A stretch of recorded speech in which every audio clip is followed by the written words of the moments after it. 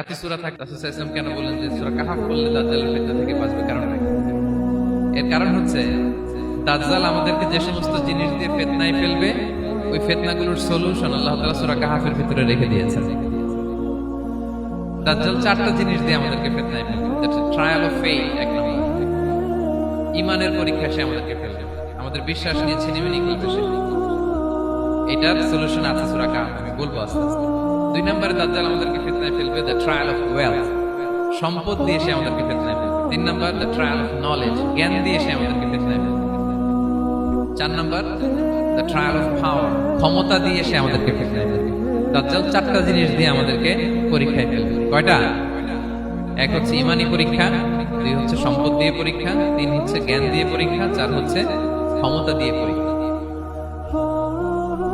সে ঈমানের পরীক্ষায় আমাদেরকে ফেলবে। সে এসে বলবে আমি তোমার রব, এবং এটা প্রমাণ করার জন্য যা যা দরকার আল্লাহ তাআলা তাকে সব দিবেন। সে সব করতে পারবে। সে বলবে আমি তোমার রব। যদি বিশ্বাস না হয়, তোমার বাবাকে যদি জীবিত করে বিশ্বাস করবে, অনেকে বলবে হ্যাঁ আমার আব্বাকে জীবিত করে দেখান, তো তার বাবাকে ঠিকই সে জীবিত করে ফেলবে। আসলে শয়তান তার বাবার সুরাত নিয়ে সামনে দাঁড়াবে। তাই তো, এটাই তো আমার বাবা, এটাই তো আমার দাদা। মানুষ ফিতনায় পড়ে যাবে, ঈমানের ফিতনায়। সে ভাববে আসলে এটাই বোধহয় আমার রব, এবং তাকে এত ক্ষমতা দেয়া হবে, তার ডান দিকে থাকবে জান্নাত, বাঁ দিকে জাহান্নাম। তার কাছে আল্লাহ এটা দিবে। যে তার কথা শুনবে তাকে সে জান্নাতে ঢুকাবে, কিন্তু জান্নাতে ঢুকে সে জাহান্নামের শাস্তি ভোগ করবে।